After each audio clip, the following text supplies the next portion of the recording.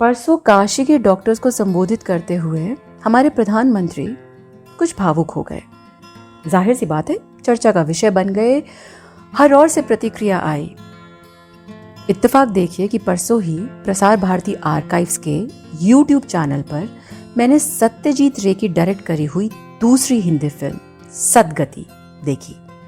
ये 1981 की टेलीफिल्म है जो कि महान लेखक मुंशी प्रेमचंद की एक लघु कहानी पर आधारित है। फिल्म में मुख्य किरदार बेहतरीन कलाकार ओम पुरी और स्मिता पाटिल ने निभाए हैं। इन्होंने हम सबके समक्ष हमारे देश में आज भी महामारी के रूप में फैले हुए जातिवाद को हमारे सामने कुछ इस तरीके से प्रस्तुत किया है कि रोंगटे खड़े हो जाएं। ओम पुरी ने दुखी नाम के नीची जाति के आदमी की भूमिका निभाई है जो कि अभी भी बीमारी से उठा है। अपनी बेटी के ब्याह की तारीख निकलवाने के लिए उसे पंडित जी की मदद की ज़रूरत होती है, तो वो बिना बीमारी और कमज़ोरी की परवाह करे अपनी बीवी झुरिया यानी स्मिता पाटिल को और अपनी बेटी धनिया को पंडित जी के आवभगत के लिए तैयारी करने के लिए बोलता है और साथ ही साथ काट कर एक मोटे घास की गठिया तैयार करता है पंडित को भेंट के रूप में देने के लिए। ऐसी गठिया जिसको वो खुद उठा भी नहीं पा रहा है कमज़ोरी के चलते। बिना कुछ खाए सर पे ये घास की गठरी उठाए वो पंडित के घर के लिए रवाना होता है और उनके घर पहुंच के उनके पीछे के दरवाजे की दहलीज के बाहर उकड़ू बैठकर उनका इंतज़ार करता है। जब पंडित घासीराम की पूजा खत्म होती है तो उनसे अपने आने का मकसद बयां करता है और बदले में खाता है तीक्ष्ण ताने। पंडित थोड़ा नर्म पड़ता है घास के बारे में जब उसको पता चलता है और वो दुखी को घास को गायों के सामने डालने को कहता है और साथ ही साथ उसको बोलता है कि वो झाड़ू लगा दे घर के बरामदे में। इस काम के निपटने के बाद वो दुखी को आदेश देता है कि वो पास के गांव से चारा ले आए गायों के लिए और इसके बाद वो आदेश देता है तपती धूप में एक मोटा लक्कड़ काटने के लिए उसकी छोटी छोटी लकड़ियां करने के लिए दुखी को। अब जब दुखी ये काम जल्दी नहीं कर पाता है तो घासीराम उसे धमकाते हुए उसकी बेटी के ब्याह के लिए अशुभ मुहूर्त निकालने की बात कहता है। यह सुनकर भूखे पेट को और तपते शरीर को पकड़ दुखी पूरा जोर लगा मोटे लक्कड़ पर कुल्हाड़ी मारने लगता है। लक्कड़ टसकी मस नहीं होती पर कुछ ही पलों में दुखी बेजान निढाल जमीन पर ढेर हो जाता है। इस घटना की सूचना पंडित का बेटा आराम कर रहे हुए पंडित को घर के अंदर आकर देता है। अब पंडित के लिए समस्या आन पड़ती है क्योंकि वो कैसे एक नीची जाति के आदमी के शव को हाथ लगाए। बारिश होने लगती है तो वो छाता लेकर दुखी के मोहल्ले की तरफ रवाना होता है और बिना किसी ग्लानि के उसके परिजनों को बताता है उसकी मौत के बारे में और साथ ही आदेश देता है, ये अपेक्षा करता है कि वो लोग आएंगे और उसकी लाश को झटपट उठाकर ले जाएंगे। दुखी के परिजन दुखी के मोहल्ले वाले समझदारी से काम लेते हैं और ये सहमति बनाते हैं कि वो उसकी लाश को हाथ नहीं लगाएंगे क्योंकि ये मौत के जिम्मेदार पंडित है। अब उसको अपनी जाति के विरुद्ध जाकर दुखी की लाश को ठिकाने लगाना होगा।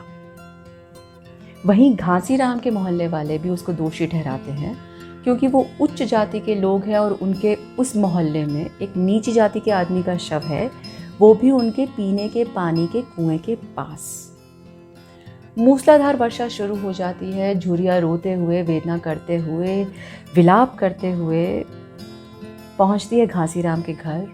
उसको दोषी बनाती है, उसको जिम्मेदार ठहराती है। उसकी बातों का घासीराम और उसकी बीवी पर कान पर जूं तक नहीं रेंगती है। वो अपने मृत पति के शव को बड़े प्यार से सहलाती है। उसकी बेबसी, उसकी लाचारी, उसकी वेदना दिल को पसीज कर रख देने वाली है। घासीराम और उसकी पत्नी वहीं दूसरी तरफ अपने पक्के मकान में बैठे हुए दुखी की लाश को ठिकाने लगाने के लिए उपाय सोचने लगते हैं और जो उसके बाद दर्शकों को दिखाई पड़ता है वो कुछ ऐसा है जो कि कलेजा मुंह तक ले आए। एक डंडी की सहायता से मृत दुखी का पैर घासीराम उठाता है और उसके पैर में रस्सी का फंदा फंसा घसीटते हुए उसके शव को गांव के बाहर लेकर जाता है। वो उसके मृत शरीर को उस जगह छोड़ देता है जहां पर सिर्फ और सिर्फ जानवरों के कंकाल हैं और आने के बाद अपने घर के उसके आसपास की शुद्धि में ऐसे लीन हो जाता है जैसे मानो कुछ हुआ ही ना हो।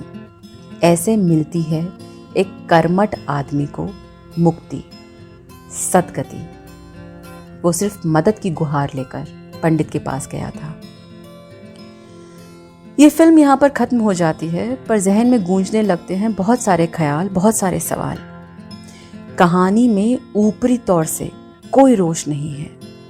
दुखी को अपनी जगह का पूरा पता है और पंडित को पता है कि पारंपरिक समाज में उसका क्या ओहदा है। मौत में भी दुखी को वो इज्जत, वो समान अधिकार नहीं मिल पाते हैं जो कि हर इंसान का हक होना चाहिए। यहाँ पे ये मैं बात बतलाना चाहूँगी कि ये कहानी लगभग 100 साल पहले लिखी गई थी, जब बाल विवाह का प्रचलन था, और 40 साल पहले इसे पर्दे पर उतारा गया है। यहाँ पे दुखी की वेदना इतनी ज़्यादा है कि बाल विवाह से ध्यान हट ही जाता है। हमारे देश में आज भी दिल को दहलाने वाले जातिवाद के वाक्य आए दिन सामने आते रहते हैं और हमारे सो कॉल्ड मॉडर्न हुए समाज को आईना दिखाते ही रहते हैं। ऐसा नहीं है कि ये वाक्य सिर्फ ग्रामीण भारत से आते हैं।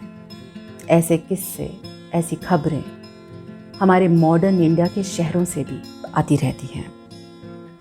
मेरे हिसाब से कोरोना से ग्रसित इस महामारी के दौर में ये कहानी एक नया आईना भी दिखलाती है। सोचिए, आज की तारीख का पंडित कौन है?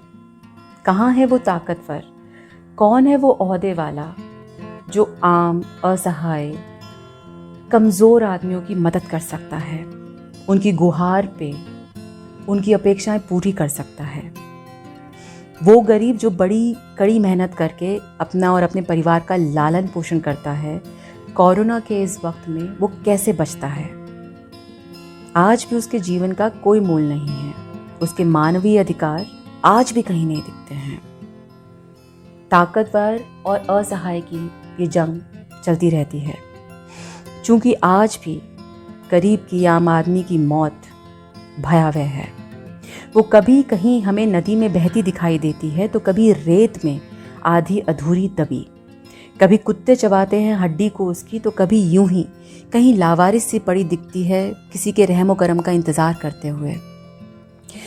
हमारे समाज के ताने बाने को, सुशासन को, शासन को, प्रशासन को एक अलग परिवेश के आईने को दिखाती है ये कहानी।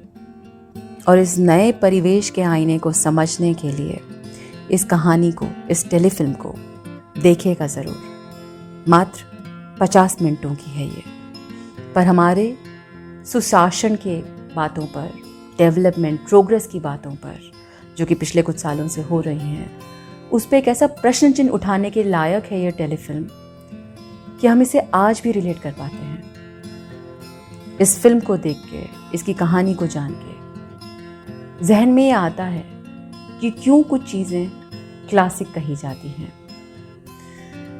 मुंशी प्रेमचंद की ना सिर्फ कहानी क्लासिक है, सत्यजीत रे का निर्देशन, उन्होंने इस कहानी को जैसे पर्दे पर उतारा है, इन किरदारों के जैसे, ये आज भी सटीक हैं, आज भी हमें हमारा आईना दिखाते हैं। तो देखिएगा ज़रूर।